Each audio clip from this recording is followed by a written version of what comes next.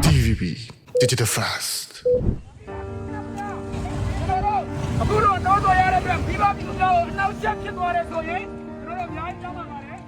Members of Myanmar's pro-democracy movement have expressed outrage over the 9 pro-democracy activists sentenced up to 37 years in prison. They were all convicted under the Election Protection Law and added in July 2025 ahead of the region's controversial 2025-26 elections that ended on January 25th. A part of this, the arrest of these young people and the sentencing of them is a part of their strategy to legitimize their own elections and to ensure that they successfully conduct the election. Htet Myat Aung, Chichi, Joanna, Susutwe, Ngele, Aungkowin, Wilwin U, Tenzin, and Jo Aung were arrested in December 2025.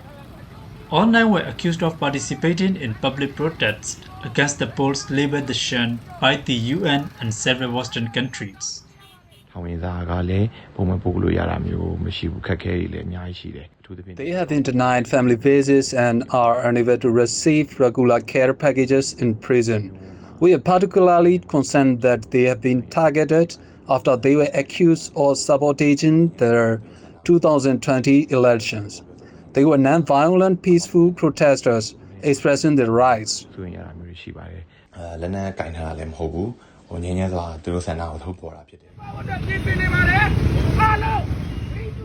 8 of the 9 activists were sentenced to 37 years in prison.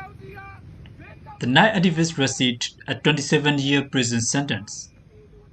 They were convicted under Section 23B of the Election Protection Law and Section 52A of the Counter-Terrorism Law.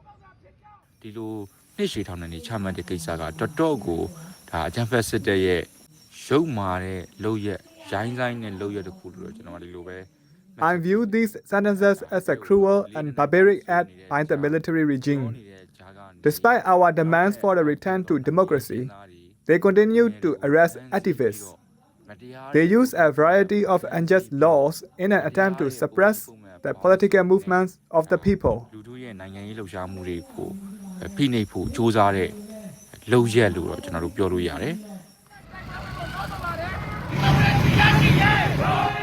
The AFCC noted that the legal proceeding failed to meet fair trial standards.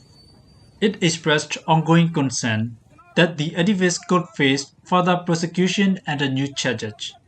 We know that there are more than 300 activists being sentenced under the election protection laws. And they kept arresting more activists even after the election.